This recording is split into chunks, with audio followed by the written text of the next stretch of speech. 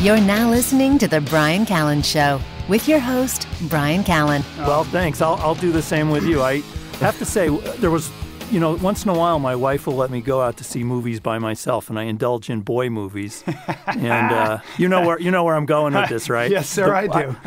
I just saw the preview for Warrior, and I thought, this looks like something I'm going to like.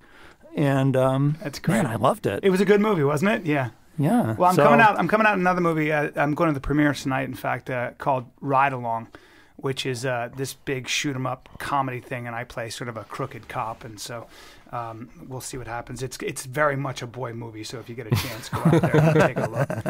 By the way, Ride Along. Okay. Yeah, almost went to Loomis Chaffee. I went to Northfield Mount Herman instead. Oh, really? Yes, sir.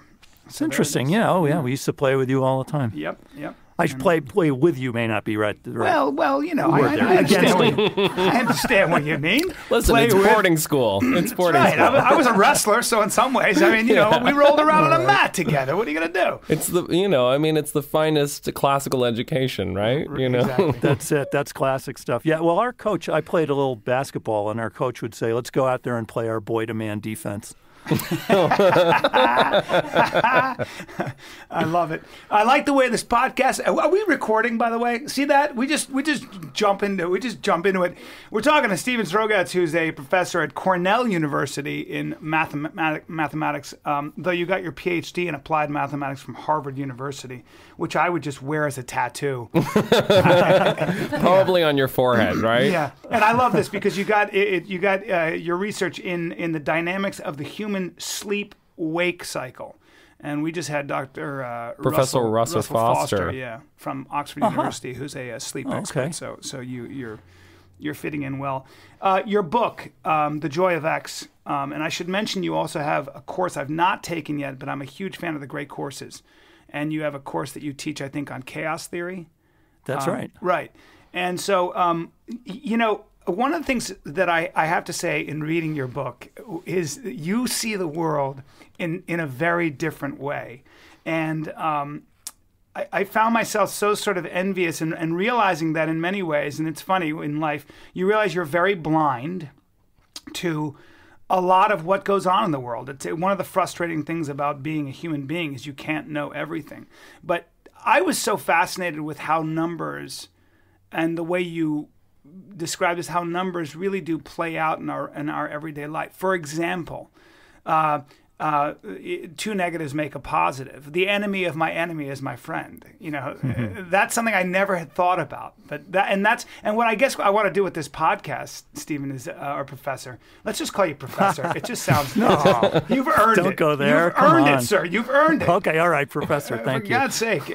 But and by the way, and to freeze your ass off, are you up in Cornell right now? Yes, but it's balmy. It's beautiful. I was just. You want to be here? I know. I was just in Boston. It was 50 degrees. Although when I got there, it's okay. Yeah. But usually it's a little too cold.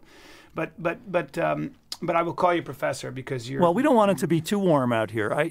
So this morning I spent some time out in my backyard where my dog likes to walk around, and when he needs to, I don't know if I need to go into this. But, listen, man, you can do whatever you want. This is we're not, Yeah. Well, if it's too muddy out there, picking up his poop is worse. So I don't mind it being cold. I like it. We're already talking about poo. I love it. Yeah, well, this is what you get as a math professor. I mean, it might sound glamorous, but well, that's the thing. I mean, I was looking for. I wanted to kind of.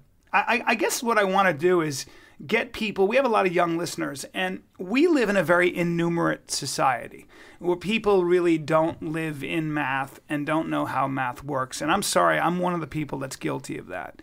And it's very easy to go through your life being somebody who's ignorant of how math. I mean, I took up to calculus and things like that, but you do a really good job of explaining sort of how and why this applies to our life, and you make it so accessible. And so I guess, and you break it up into different chapters. I mean, you relationships and just the way you kind of describe what calculus really is, and that's kind of relationships and shapes and change, and then data and frontiers. Data dealing with those messy things, just how life changes at the speed of life and all that stuff. We use this stuff every single day of our life, and whenever it seems the crap hits the fan, we always turn to guys like you to help us explain it. Okay, well, I Deal don't know with if I that. would Deal with recommend that. that, but okay. Yeah. Deal with that, Professor. Yeah. Well, yeah, it's a funny thing. I mean, people do tend to have all kinds of different reactions to the school math that they had. I mean, for some people it was a pleasure, but for most people, I guess I would say it was either a traumatic thing, like they end up feeling stupid or humiliated. And then for others, it's just boring. You know, they get it. They can do the work. They can do what their teacher tells them, but they don't really see the point of it. And when it's all over, you know, they've graduated and they think, I don't really know why I just did that for 16 years. Exactly. So it's a tough thing. I mean, when you mention it's an enumerate society, I don't know. I mean, I agree with that, but I'm not sure where the problem is. Is it the students? I kind of think it's the curriculum. I don't want to blame the teachers because it's a hard job that they have.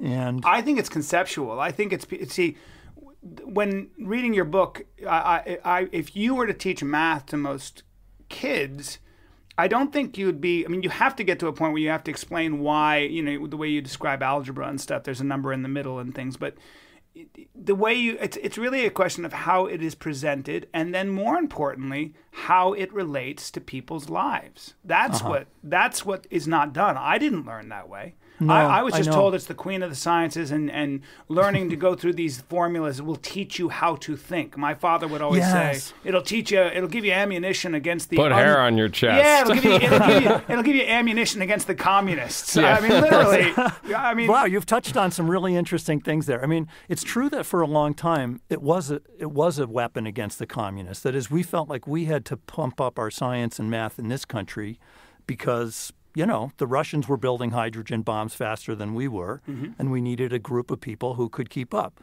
So there was that argument. And then, you know, like your dad's argument is one that you hear a lot from people who are really well-intentioned, but they don't know what the point of math is either. They just think it's sort of like your gym teacher who said you got to do jumping jacks, not because there's a sport of jumping jacks, but because it'll get you in shape for something that does matter. Same, you know, that's the argument your dad was making, that this will help you think, even though it's pointless in itself. You know, that's sort of what was the agenda behind what he was saying. And it's not really true. There's a lot of point to math, but most people don't know it because we're never telling them. Well, that's what I want to touch on because you know, as you're talking, it's so funny. I was in Boston, and I like to do a little jiu-jitsu and boxing, and I went to this fight gym. And because of I'm a comic, I can get into these gyms sometimes, and it's fun. I get to move around with the professional fighters, and I thought to myself, here I am in a ring hitting mitts and sparring with this guy who could kill me. And why am I doing it? You know, just in case I get myself into a situation. I always like knowing that in a bar I can throw my hands. Now, it's a ridiculous thing because I'm going to be 47 in a couple weeks here. And by the way, I better have a good lawyer if I punch somebody in the face, et cetera, et cetera. So we do have a tendency as human beings to want to always be ready for, you know, the emergency. But can you give us a sense of why math is important? I mean, I know I'm putting you on the spot, but... No, that's the question I love. That's my favorite. Yeah, tell us why. Because there's all kinds of ways of trying to argue this, and I don't want to belabor it. I mean, I could give you a few phony arguments that I don't really believe, but I could also just jump to the real argument. Yeah, jump to the real argument. I love those. I love those political arguments. Like I could be political, or I could tell you the truth. Well, because there are a bunch. You'll hear a lot of things. I'll just touch on them quickly. But these are ones it's not that I don't believe them, but I don't, in my heart, think they're the real reason, or that they're going to convince a young person. So, you know, a lot of today's most important or highest paying jobs, you'll lock yourself out if you can't do math. I mean, you're not going to work for a hedge fund. You're not going to be in high tech. You're not going to even be in the biomedical world. Or, you know, there's a lot of things that if you decide I'm not a math person, you've ruled out all kinds of good jobs. So that's one argument that your guidance counselor will give you. But you know, or another is the one about it'll build up the muscle of your brain. That's your dad's argument. But here's the argument I would make. I mean, I could give you a bunch more, but I think the real answer is nobody ever asks, why do I need to watch Michael Jordan play basketball? Or why do I need to listen to music? You wouldn't pose the question like that. Of course, you don't need to listen to music. You could just ignore music your whole life, or you don't ever have to watch Roger Federer or Michael Jordan. But obviously, you're missing something if you don't see those beautiful athletes. I guess what I'm trying to say is, if I can show you, I or any other good math teacher can show you that this will enrich your life and make your life deeper and happier, why wouldn't you want to learn it? Of course you would want to. It's because we're torturing you. That's why you don't want to learn it, and I don't blame you. Boy, that's a beautiful way of describing it. That really is. I really do believe that's the reason. That's why, I mean, and kids always ask that. This is the question every math teacher hears. When am I ever going to use this? The kid doesn't really mean when am I going to use it, because they're not, I mean, yeah, if you're an engineer, you're going to use it, or if you're an architect. But what the kid really means is, when am I ever going to use it is code for saying, I don't know what you're talking about, and I don't want to learn it, and since I'm never going to have to use it, I don't need to learn it. But if you would just tell the kid, that's right, you don't ever need it, but look at this. Look at how either how fun this is or how satisfying to get the right answer. Or it sounds to me like you're actually talking about a hidden beauty. There is beauty. I mean, the beauty is one motivation, but I guess I don't want to stress that to the exclusion of everything else, because some people get pleasure out of the craftsmanship of it. Just getting the right answer, seeing the numbers adding up and working out is, for a lot of people, the pleasure. I mean, my kids, I have two daughters who are 11 and 13, and if I talk to them about the beauty, they're totally turned off by that. They're just happy that they're getting the right answer, and that's satisfying to a kid.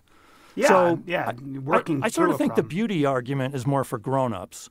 I think for kids, and maybe for many grown-ups too, just the pleasure of dealing with a subject where there's right and wrong. Compare that to so many things in life where there is no absolute truth. There's just a lot of opinion. Here's the one place in human existence where you can get the goddamn thing right, and you know that you're right, and nobody can ever contradict you. Well, that's nice. The Greeks, something like that. Socrates would pull out math when he wanted to prove a problem. The Greeks were really good to him. Yeah, exactly. Hunter said something that I thought was really cool, and I'll let him take this. He said, reading this book we were talking about, he said, I felt like it was a little bit like Alice in Wonderland. You were showing us a world that we didn't know existed, and that's what's so cool. Right? Yeah, I mean, I love. I mean, the Lewis Carroll books are some of my favorite books of all time, and what he does so well is to show you that the things that seem so ordinary in your everyday life are actually remarkably weird.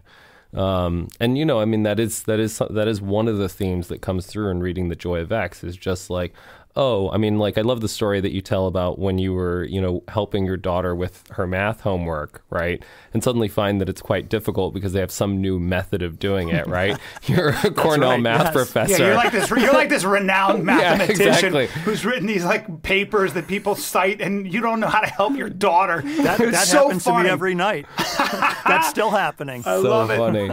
But most of us would just be frustrated, but you then take a look and say, well, actually, multiplication is quite weird, and there are a lot of quite weird things about it. And I just think that mystery and that wonder is so great, and that's so much of what you don't get in most math classrooms. You kind of blew my mind with 7 times 3 and then 3 times 7 are two different things. And I was like, what are you talking about, man? And then you started to explain it. Explain that to us a little bit. Well, yeah, I'm glad that Hunter and you're mentioning that, Brian, because we're all taught in school this thing that they call the commutative law, which is a huge turn-off right away. It's a fancy word that you would never use in your life, commutative. I will. I'll start using it now. Oh, yeah, use it. Makes me sound smart as shit. I just commutative to work. Yeah, go on. But if you remember what it is, A times B is B times A. Now, what does that mean? So like you said, an example, 3 times 7 is 7 times 3. And it seems like, I know that already, but, well, it is kind of weird if you think about it. First of all, if 3 times 7 means let's add 3 to itself 7 times, then, you'd start doing that. 3 plus 3 is 6, plus 3 is 9, and you keep going, and then you get to 21. And if you compare that to doing 7 times 3, where you would go 7 plus 7 is 14, the interesting thing about this is that as you're getting there to the answer, it's not clear that they're going to match up. It's not obvious, really, if you think about it. Why is it that 7 added to itself 3 times? In fact, let me tell you a little story. When I was in 3rd grade, they tested me because they could see I was getting in trouble. I was playing games and I was distracting this kid named Rodney sitting next to me, and the teacher would send me out into the hall as punishment to just stand there. And I was so bored with my third grade class that they said, maybe you need to skip a grade and go into fourth grade. So they gave me a bunch of tests. They decided, yeah, actually, okay, you could go into fourth grade. I go into fourth grade the next day, and I think the teacher resented having a new student, and she gave a multiplication test the first day I got there. And I had never studied the multiplication tables. I didn't know what they were, but I knew what it meant. And she gave a question like, say, 2 times 9. And I didn't know what that was, but I knew that it meant you got to go 2 plus 2 plus 2 9 times. And I did not know that it was the same thing as 9 plus 9. I didn't know it was 9 times 2. And so I very clearly remember that I got a 36 out of 100 on that test. Let's look because at that. I did not know the commutative law. And she was firing those questions at us so fast. And if I had just known, I might have been able to get a 60 or something. Well, that's my question to you is, when did you realize you were good at math? Because you've really, I hate to use the word renowned, but I'm going to. You've written 3 books on math. And the book we're talking about is The Joy of X, by the way, which might just be a play on the title of the book, The Joy of Sex. But, which I thought was great. Yeah. But we love, big jokes in the math world.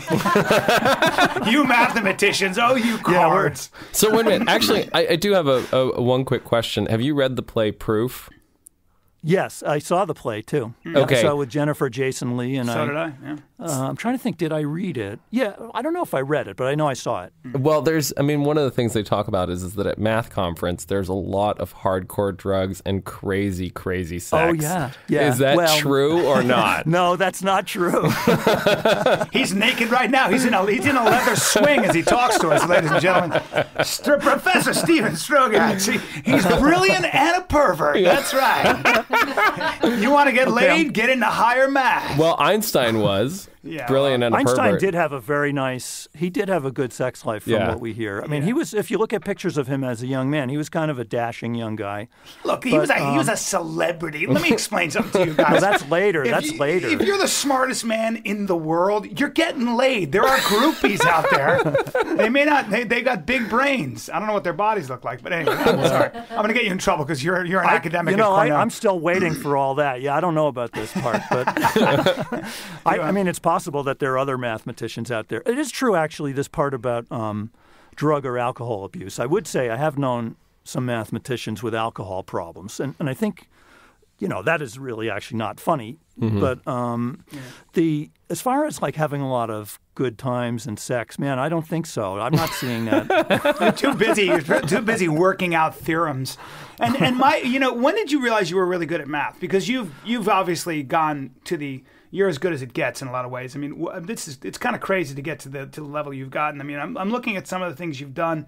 I mean, you've got some articles, or some of the most highly cited articles about networks and things, and the 6th most highly cited paper in all of physics. I mean, it's pretty cool that you've done some crazy stuff here. So when did you realize you were that good? Was it a natural proclivity? I mean... So I was always pretty good at school, but math was not a special thing for me. I do remember in junior high school meeting kids from another school that, I was at North School. These kids were at a school in a different part of town. Then we come together in middle school.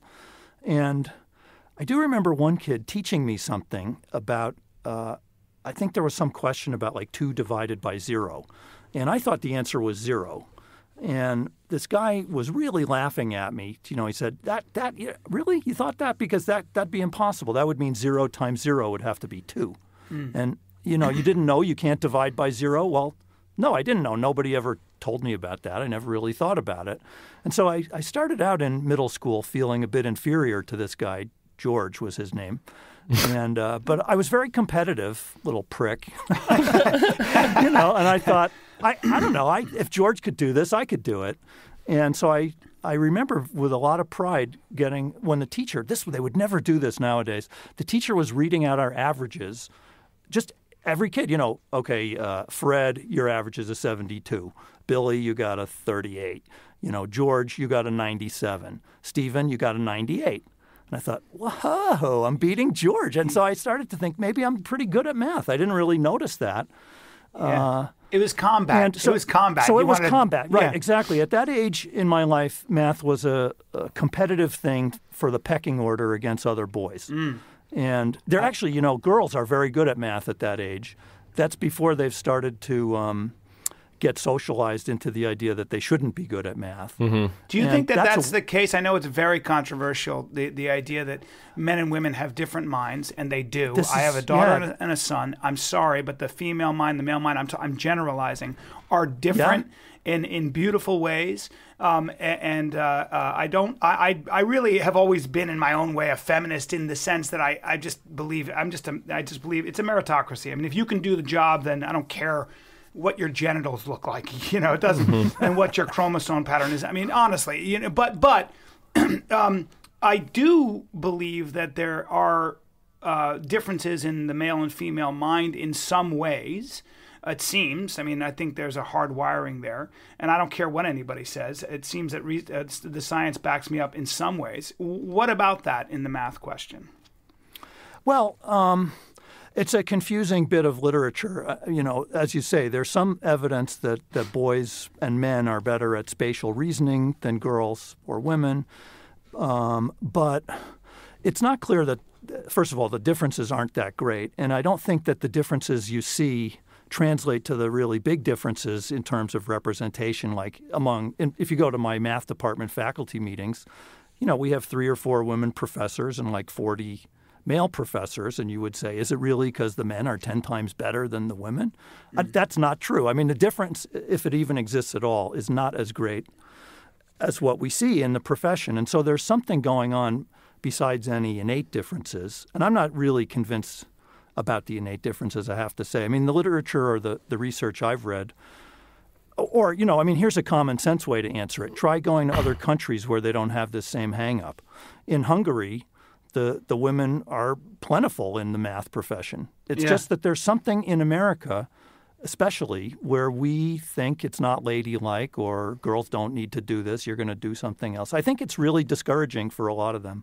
So I don't really agree with you. I mean, yes, there may be some differences. Because Hunter wouldn't agree with me either in this. I mean, Hunter, you wrote this book, The Straight Conspiracy. What does your research tell you? Well, I mean, that's the thing. I mean, what you say about what we believe in this country about intelligence versus what other countries believe. I mean, the one that I think is the most glaring is what we believe about language learning. Here in the United States, if you tell someone you speak 2 languages, they're like, oh my God, you must have a natural ability. You can say, hello, how are you, in 2 languages? You know what I mean?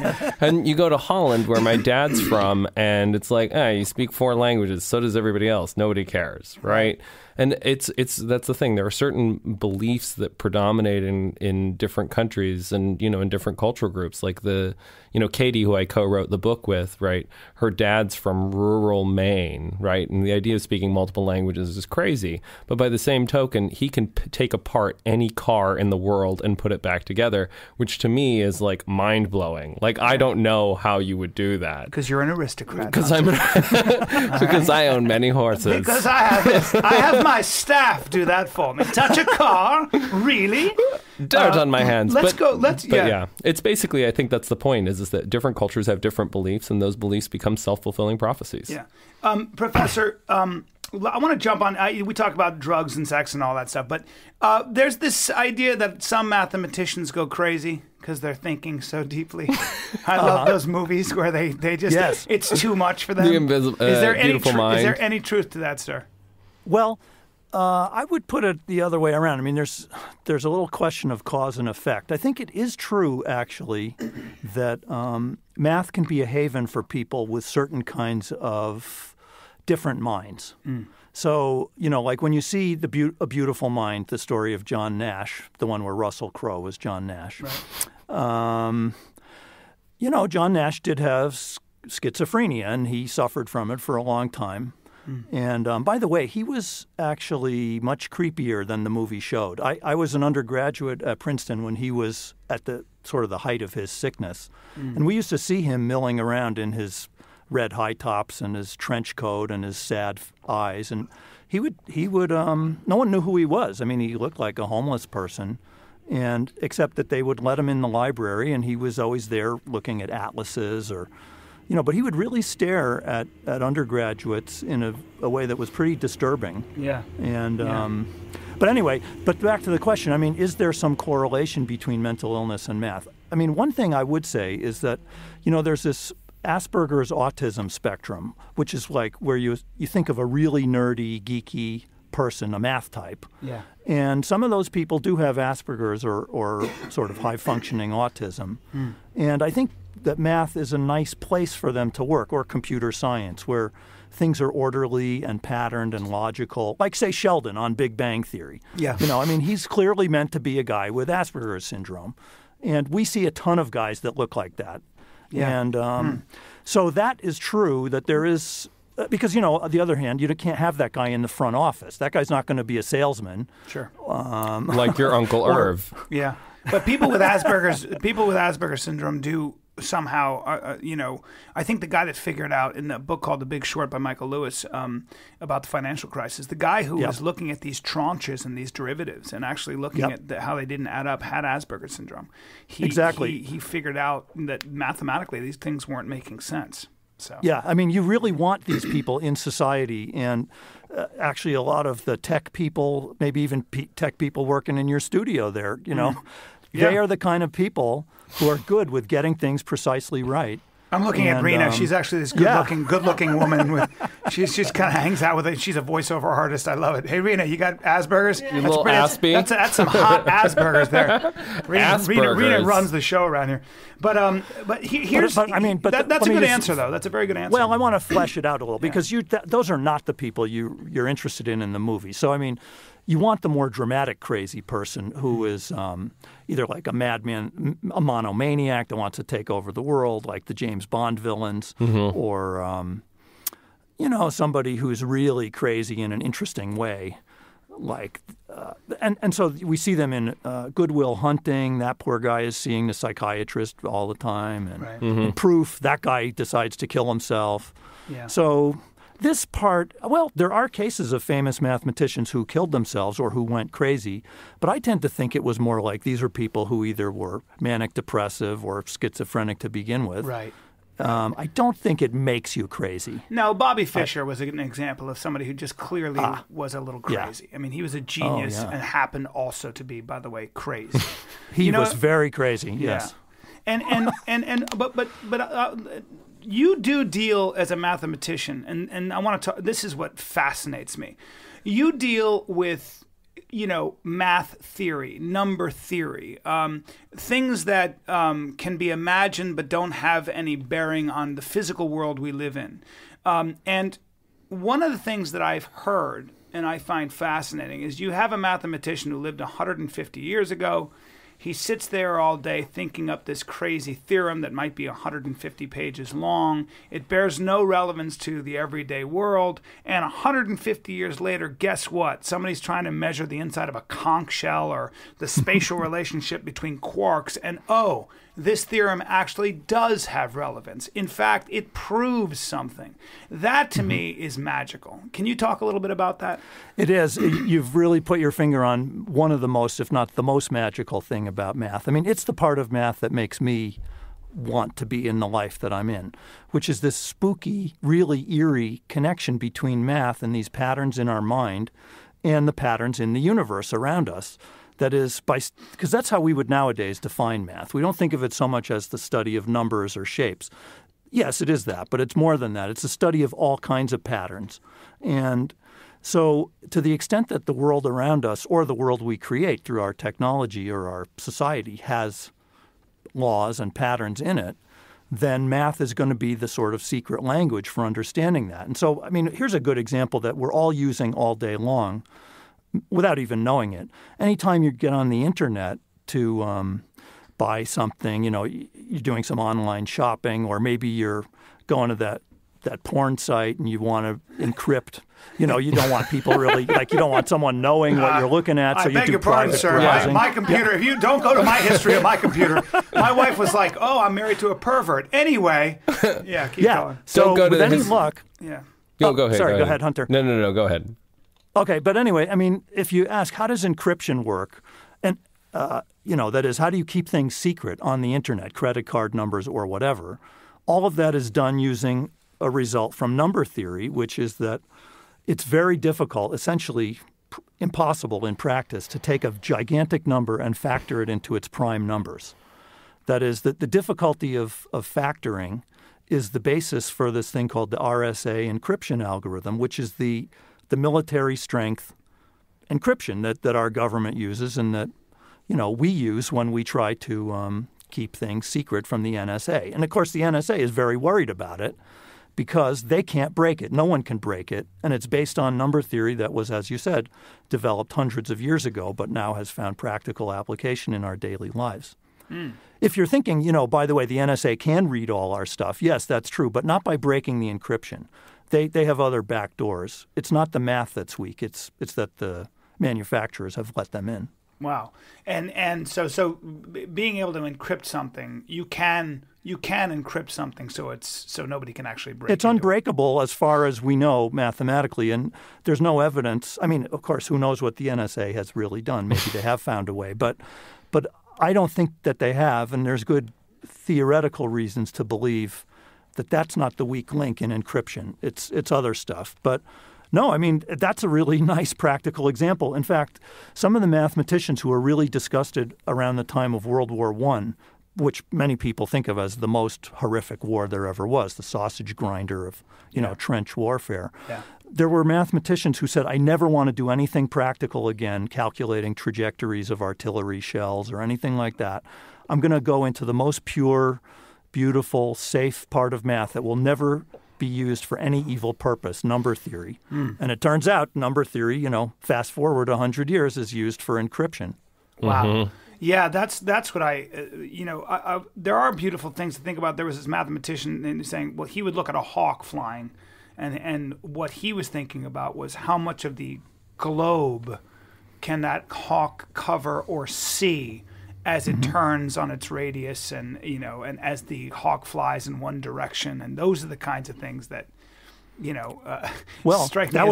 That's my high school math teacher you're talking about. That was the way he used to think. I mean, that's his problem. He would ask us questions like, because he was a natural, I want to say a naturalist, a nature guy. I mean, he used to run the nature club at school, and he'd take kids out and teach them about birds or take them kayaking, and so for him. Also, he was a tremendous jock. This guy, my teacher that I wrote about in a different book called The Calculus of Friendship, Mr. Joffrey was his name, and he's still living. He's about 85 years old now. Wow. Mr. Joffrey got 11 letters in college.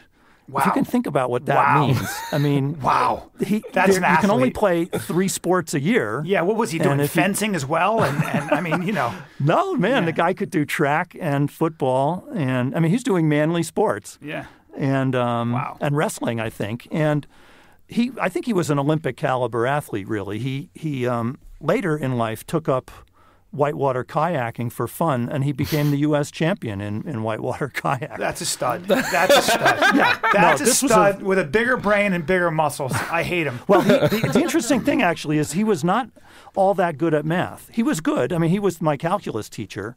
But even as a high school student, I could see that he didn't know everything. And what was really very uplifting about him is that he would freely admit that he didn't know everything. Like some teachers act like they do. This guy said, no, of course I don't know everything. And I love it when my students can teach me things. And he kind of always gave us this metaphor that like math is like climbing a mountain. And this is really hard, and we're going to climb, and it's going to get tougher and tougher. And some of you will be able to go higher, and you can tell us what you saw up there. But all of us can enjoy climbing. Let's get climbing. You can tell us what you saw up there. That reminds me of the guy who won the Fields Medal in math. He was from Siberia, I think, or he was Russian, and he refused the prize, which was, I think, $1 million. And they found him in his aunt's shed working on another theorem in Siberia or something, and he said, "Well, why would I take the? Why are you giving me the prize? I'm just the frequency. I'm just the radio transmitter that channeled the theorem that always existed in the sky onto paper. Give the prize to the theorem, not the radio." I thought, what a beautiful, what a mind. I was like, you nut, but it was such a beautiful way of looking at it, man. Like, it's not me. I just happen to have a certain wiring that was able to find it in the sky. Fuck you. That's what I want to say. Where's that theorem? God, it was so awesome, though, you know? I was like...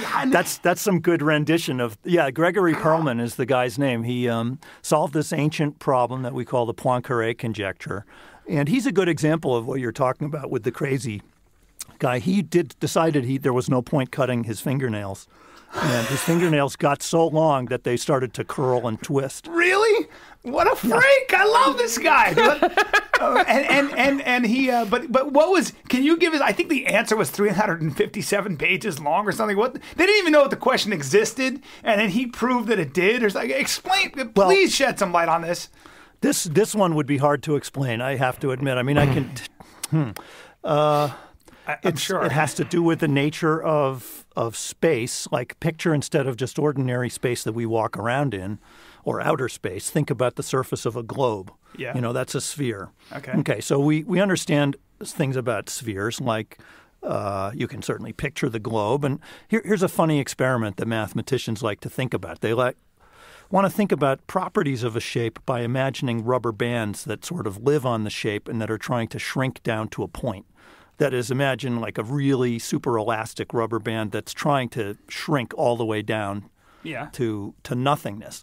So on a shape like a tin can, if I put the rubber band sort of around the tin can, around the waist like a belt, then there's no way you can shrink the rubber band down to nothing because it'll be stuck on the can. Whereas if you put the rubber band on a sphere, I know I'm killing you with this. No. It's what I like about it is how I'm zoning the frick out. I'm like, no, not in a bad way. Not in a bad way. This is what I mean. Where you're trying to describe, and I'm like, all right, let me follow this, but keep going.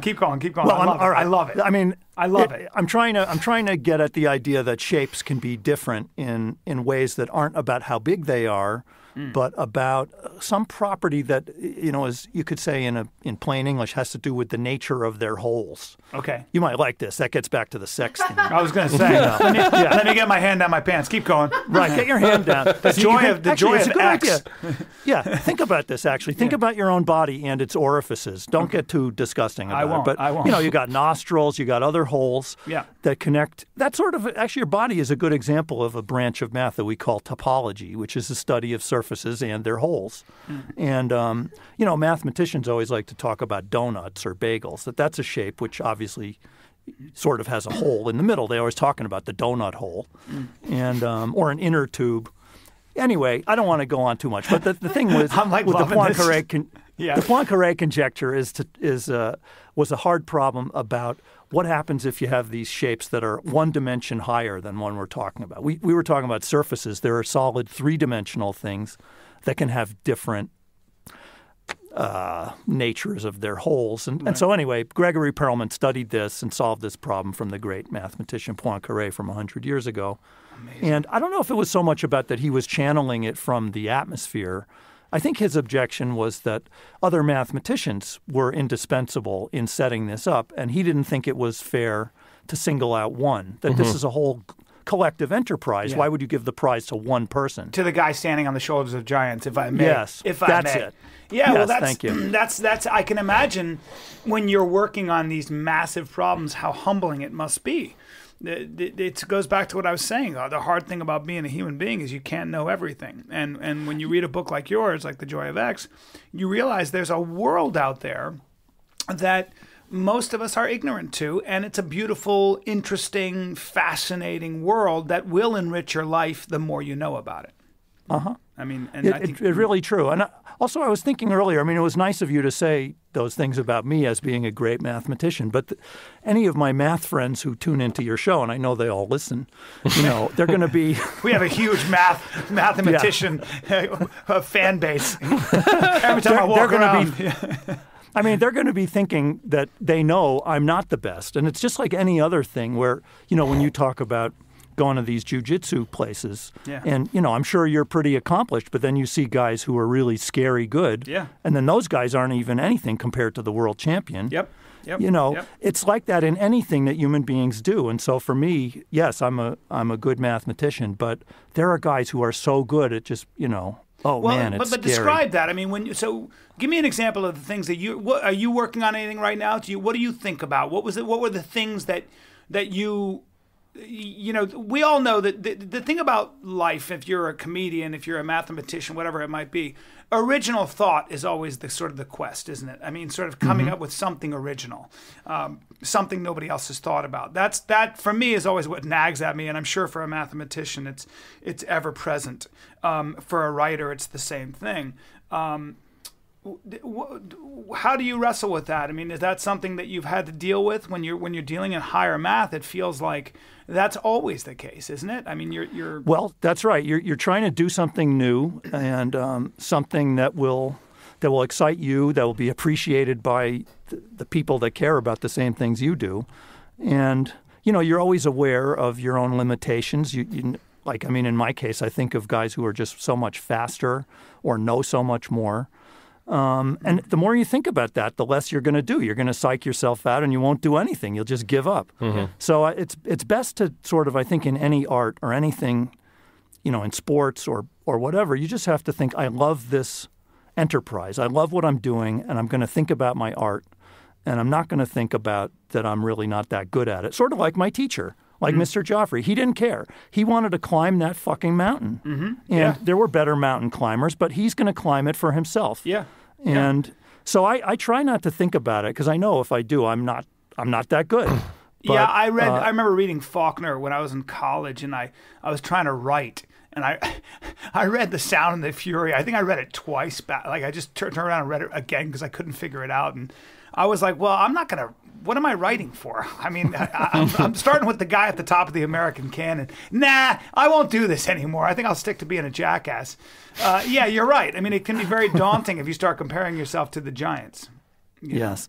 So, but then the subject itself can give you a lot of pleasure. And so for me, like one thing that has fascinated me in my own research, I probably spent 20 or 30 years thinking about it, is how do things get in sync? Like if you have an audience and people are clapping. In America, people just clap and they don't pay attention to the person next to them clapping, and it just sounds like a noisy, raucous, disorganized mess. And that's what they're trying to do.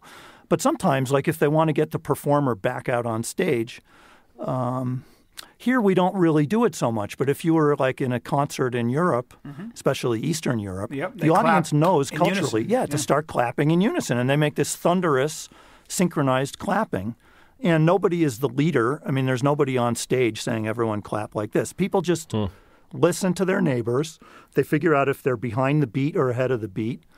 And then they just adjust. And pretty soon, out of nowhere, the whole audience is in this thunderous, synchronized rhythm.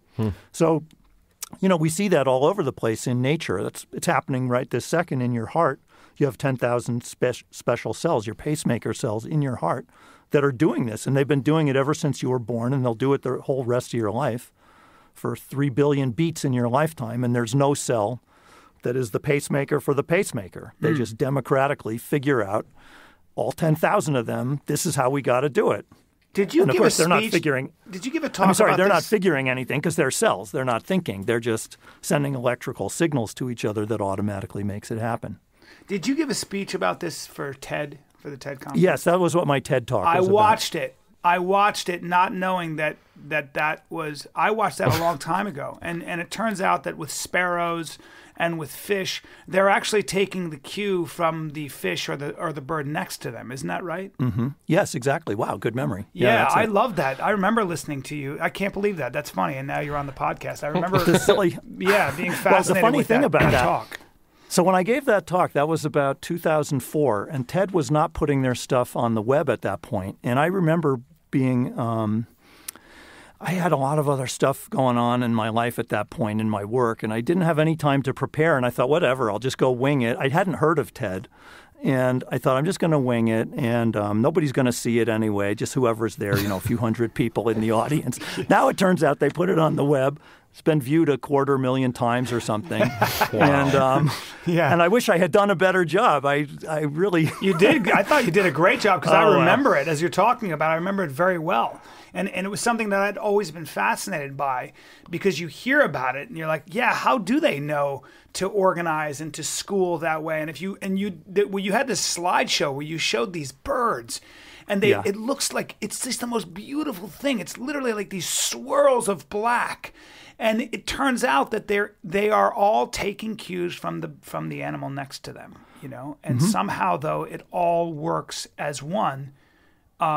Again, you might be able to explain that mathematically. It's still pretty magical to watch, man. It is. It is magical, and I found it very inspiring, and more than inspiring. It's sort of chilling to me when I see that, because it makes me feel like this is the secret of the universe, not to get too mystical on you, but that where does the order come from? You go to school, you hear this word entropy, and they talk about things get more disorderly. And you know that that's partially true, but it can't be completely true, or it can't be true under all circumstances, because we see magnificent structures around us, our own bodies, the galaxies, the societies. Even in economics, like the libertarians, not that I am one, but they will tell you if you just leave everyone alone and let people be greedy and self-interested, it actually will self-organize in a way that will be good for everybody. Get the regulators off our backs. In some ways, they're right. There's some truth to that. Yeah, the economic. There is some truth to that. So that's the marketplace. If a real marketplace, if you let a real marketplace, and you see this all the time. Local marketplace, it does work itself out. If I went to remodel my house, the stone cutter, the painters, the craftsmen, the carpenters, they all know each other. Your reputation is what matters. They don't need regulation. You screw one person, and believe me, everybody's going to hear about it. It's a beautiful machine when you see how a real marketplace works. Yep. I'm not talking about the financial industry, which has been heavily regulated since the 1800s. I'm talking about, a real marketplace. It does find its way. It does have amazing natural checks and balances to it. Yeah. Isn't that interesting? Yeah. So I do think that that's a deep principle in nature. And as you say, we can see it in our economic dealings, in our everyday markets, and it's basically how our bodies work. At every scale, from our cells all the way to our societies. If they're allowed to do their own thing, they can show amazing order. And so I feel like this is a giant principle in all of science, not just in math, but in everything from social science to physics. And so I sort of have spent my mathematical life trying to understand, how does this work? What are the limitations of it? What are conditions that help it work better? How does it work? Yeah. So that's the area I've always thought was interesting, and that's so. What about the number? Sync is the buzzword I use for that. Things getting in sync. And you wrote a book about that. And there was a book called Sync about that. Yep. Yeah. Well, I'll be reading that because it's fascinating to me. What about the number phi that I read in the the Da Vinci Code, the number of nature where like the spires in a I don't even know if that's a word, but the spires in a conch shell are the same as the spires in a sunflower, correlate to the same number of bees in a hive, and I don't know. Explain that to us, please. Well, there is a nice passage in Da Vinci Code where Dan Brown has his character. I forget that guy's name, the Tom Hanks character. Hanks. Yeah, Tom Hanks. For those of you who don't read. You know what I mean. For guys like Professor Steven Strogatz who doesn't read, whatever, dude. He waits till the movie comes out. What's the guy's name? What's the name of the professor? Remember. I read the book a long time ago. Robert Langdon. There we go, Robert Langdon. There we are. All right. Okay. Sure. Tom Hanks. Yeah, Tom Hanks. AKA. Hey, that was actually, I was not Googling that. I'm in a soundproof booth here I'm cut off. That was out of my head. I like it. Okay. I like it, yeah. But anyway, Robert Langdon gives this speech about the Fibonacci numbers, which you can get by, you start with 0 and 1, and then you just add. So 0 and 1 makes 1, 1 and 1 is 2, 1 and 2 is 3, 2 and 3 is 5, 3 and 5 is 8. You just keep going, and you take two numbers and add them to get the next number, and then you just keep doing that. So these numbers, like 2, 3, 5, 8, 13, and so on. You keep going. That's this famous thing, the Fibonacci sequence. And from a mathematician, Fibonacci, from the 1200s, who incidentally is the guy who brought Hindu-Arabic numerals from India and the Islamic world over to Europe. So the numbers we all have today come from Fibonacci. I mean, he was the carrier from India. God.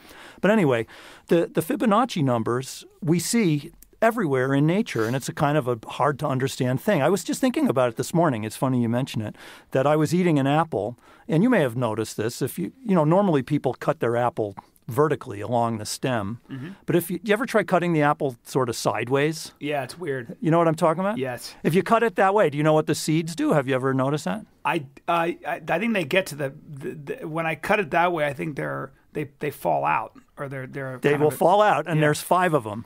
They're arranged in a really almost perfect pentagon. Wow. So you mentioned about 5. Yeah. I mean, just take an apple and slice it sideways. You'll see this very pretty pentagon, 5 being one of the Fibonacci numbers. That's weird because I don't like slicing an apple that way somehow. Well, no one does. But isn't that funny? There's an order to the chaos where I go, I want to cut it this way, right? Well, you're cutting. Yeah, no, it's gross. You're cutting the seeds in half, and it's messy. And anyway, nobody wants to eat the seeds generally. But yeah. But anyway, the point being that numbers like 5 and 8 and 13 are not arbitrary, but you can find them in plants, as you mentioned, in the structure of pine cones. There's spiraling shapes of the little florets on the pine cone, and there are always a Fibonacci number of spirals. I mean, this is a question that the biologists and mathematicians are still trying to figure out: what causes these numbers to appear in nature? And we have ideas, but we're not sure. But there is an order to nature then. I mean, right? I mean, totally. Which actually leads me to think that we're put on this earth as human beings are. The idea someday we're going to figure out how all of this stuff works. That's what it feels like. Why? Because it's there, and because the question is there to be answered, right? And when we do figure it out, it'll probably be through math. Well, yeah, yeah. Well. Or Hitchhiker's Guide to the Galaxy says the answer is 40. Yeah, 42 is the answer, but I don't really know why. Yeah, but it's true that kind of stuff fascinates me. The idea that it's almost like these tantalizing clues, or these things like keep coming. Here's a little tidbit for you, and it's almost like this treasure trail, right? I mean, for a mathematician, I would imagine. Well, that's right. It feels like that there's a kind of a secret world. And it's invisible. Unless you know math, you can't see it. You don't even know it's there. And if you do know math, the curtain is pulled back, and it's totally like your Alice in Wonderland analogy from earlier, that you're walking in this enchanted place, and you can see things that the rest of the world, or also it's like the Sixth Sense, right? I mean, the kid says, I see dead people. Mm-hmm. Sorry, that's a spoiler for anyone. But, shucks. I mean, so for us, with these math goggles, we see these patterns. We see the numbers and shapes and weird patterns that no one else is seeing. And for me, they're all around like the ghosts in the Sixth Sense. And they're really what's going on. You think you see what's going on. You're not seeing anything. That's what's amazing to me. Yeah. That exactly. And by the way, it bears mentioning that you may be working with theory, but a lot of times these math theorems actually play out in the physical world eventually. They are relevant to making our lives better, maybe in some cases worse when it comes to nuclear fusion and things like that. I don't know. But the fact of the matter is they are going to affect us. There is an objective reality to numbers eventually. Math theory may very well, in 100 years or 50 years or tomorrow, be the theorem some guy's working on, like this guy Perlman, actually bears physical relevance to our lives. Well, let me throw in an example of that I think you'll like, which is, so in the 1800s, people were playing around with magnets. And you remember there was Ben Franklin with his electricity and the kite. Mm-hmm. And, so the laws of electricity and magnetism were a big mystery to people in the 1700s. And as they gradually started getting figured out, these laws of electricity and magnetism could be written using math in the form of something that people learn in high school called vectors. And then you can apply calculus to these vectors. And so vector calculus is the math that is perfectly suited to understanding electricity and magnetism and how they work. Now, the climax of the story is that in the late 1800s, a mathematician in Scotland named Maxwell starts playing around with the equations just for the fun of it. He's manipulating the equations not really thinking about anything practical. And he discovers that electricity and magnetism, his equations tell him, can propagate as a wave. They could travel through empty space. And when he calculates the speed of how fast they propagate, it turns out they travel at the speed of light. So he has discovered in that moment in his, hovel up in Scotland, the secret of what is light. I mean, people knew about light since people opened their eyes, and it turns out light is an electromagnetic wave. Now, why does that matter? Because that's what we're using right this second. I mean, when we're communicating across the continent from here to I'm in the East Coast, you're in the West Coast. Yeah. We're using electromagnetic waves right now. And anyone who's using their cell phone or wireless in their house, it's all because of James Clerk Maxwell and vector calculus. Whenever you talk about the great ideas and thinkers in history, Maxwell always comes up. He's one of the fathers of the Scottish Enlightenment, and I never knew why. But thank you thank you. Now that I do know, I'll be dropping that name as well. But that's we a classic had James Clerk example. Maxwell on the podcast the other week. Sort of. At least Professor Strogatz. That's quite the contribution, Yeah. That's like if you're Scottish, at least you can claim that, you've got Haggis and you've got Maxwell. And you've got you've got the Wealth Hume, of Nations. You've got Hume, you've got a lot of great thinkers. Yeah, but Adam Smith. And Adam Smith. But that's fascinating. Can you in layman's terms for us for a second explain, and maybe it's impossible, how in the world some guy by candlelight in Scotland, when the rain's falling, figures out that, first of all, can measure that light travels at 186,000 miles per second or whatever it is? Well, that was known before him. Okay. So people had done measurements with very tricky systems of mirrors. How? They had How do you do that? You can do things where you have a machine that's got mirrors on it and it's spinning very fast. And if you're shooting light off it, off these spinning mirrors, it can then reflect into another mirror where it can be captured and recorded. And I'm not describing it enough in detail that this will make sense. I'd have to go to college. I'd have to go study math for a while. Yeah. People had estimated the speed of light pretty accurately, even in Maxwell's time, using tricky optical experiments with rotating mirrors. So he knew the number. And so for him, it was this I wish I could have been a bug on the wall in his room in Scotland, because he would have known that number. And I'm sure he wasn't expecting it. He just was trying to figure out how fast first of all, he was surprised that these things could move as a wave. He didn't know what that wave meant. Then, like any mathematician, he wonders how fast is the wave moving. He calculates it, and he recognizes the number. He must have pooped in his pants. What would he? That must have been the most unbelievable thing. Yeah, because you change history. I mean, as a human being, you sat in a room, and all of a sudden you come up with something that's going to change the way we look at reality. That's what's incredible about.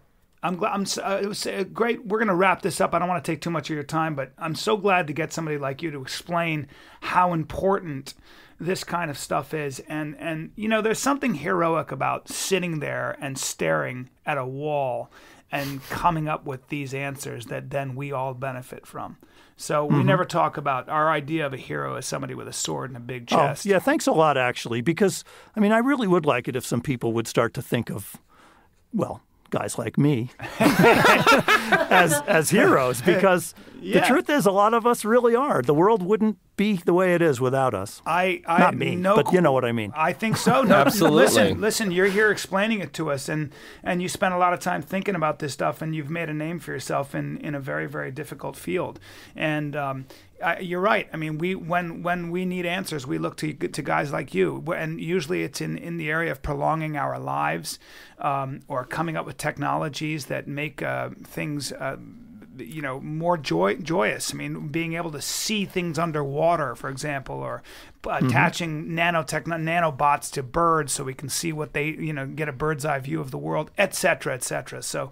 And allowing us each to fulfill our own dreams. That's what technology, that's what science allows us to do. It allows us to fulfill our greatest ambitions. Mm-hmm. Yeah. And the answer is out there, ladies and gentlemen. And it will be written in math. Professor, let me say something. You've got a standing invite. It's an hour really isn't enough time, but we very much appreciate your time. Well, thanks, Brian. I really enjoyed this. And I have to say, I was a little psyched out coming on the show. I told my wife this morning, like, I do these things occasionally, and I'm usually pretty comfortable. But I said, I don't know, I'm a little nervous about this today. I don't know what. Because you're dealing with I thought you were going to eat me up. Nah, you're dealing with a huge, sometimes working actor, bro. Come on, man. You're dealing with a C-level celebrity. Back. Yeah. We'd love to have you back. I'll come back anytime. And I mean, that's the thing. It was so great to talk about The Joy of X, which, by the way, is like such an awesome book. It does Read the book. It's so good. Yeah. But also to even talk about some of your other books, like, we'd love to talk about sync. We'd love to talk about, chaos theory. I mean, that's a whole can of worms.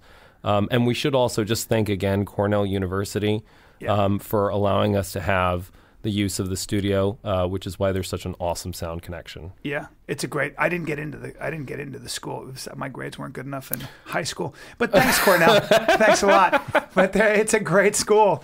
It's a good thing. So thank you. And you know what we're going to do is I want to read those two other books. Yeah. Sync and then and what is it? What is well, the other and also one? the chaos. Calculus of the Calculus of Friendship. Yeah. Wow. And then I think you might actually get into the calculus of friendship because it's a story of two men who are one's in the prime of his career, one is a kid, and it's a friendship that goes on for 30 years through letters, which people don't really write letters anymore. But my math teacher and I wrote to each other a lot for those 30 years. And my wife said to me one time, "That's really sweet. You must know everything about your teacher." And I said, actually, I don't know anything about him because we just write about math problems. And she said, "Oh, man, that's such a guy thing." Yeah. The two guys are very happy to play a game together or do the thing they love together. And they don't have to talk about each other's lives or their kids. That stuff doesn't matter. Yeah. Well, that's what we did for 30 years. And then, but except stuff happens in 30 years to both of us. Some things good, some tragedies. And so it's this story of these two guys who, true story of guys who, deepen their friendship by finally opening up, though it took a heck of a long time. I look forward to reading it. I love The Joy of X, and I'm going to read the rest of your books, and we're going to have you back on. No need to feel psyched because you're fantastic, and it's a lot of fun to talk to a guy like you, man. It's exciting. All right. I really enjoyed it. Thanks, Brian. Thanks, Hunter. Professor Steven Henry Strogatz. What is that name? Is that what are you? Are you Dutch or something? Who knows? Yeah, it's something Jewish from Eastern Europe. We were busy. Thank God for the Jews. A lot. Exactly. Yeah. You had to get really good at math. God bless, my friend. I appreciate it. You're a good man. Thanks, Brian. You do good All work. Right, we'll take talk care. To you Thanks later. so much, Professor. Bye. Okay. Bye. Awesome. Yeah, it was great. Really great. Well, there it is, ladies and gentlemen. We talked about math, and poor Hunter's a little sick, so he was quiet. I like your haircut, though. It looks fantastic. Dude. Very handsome. All right, guys. Check my schedule, bryancallen.com. I'm going to be everywhere from Austin to Minnesota to Edmonton, Alberta. I'm doing stand-up all over the place. And then finally Toronto. I'm excited. And thanks to all those people in Boston. That was a sick show, or sick bunch of shows. Peace! You've been listening to The Bryan Callen Show. Be sure to visit bryancallen.com for information about this episode as well as past and future episodes. You can follow Bryan on Twitter @Bryan Callen and like him on Facebook. Go to facebook.com/Bryan Callen Comedy. Thanks again for listening. We'll see you next time.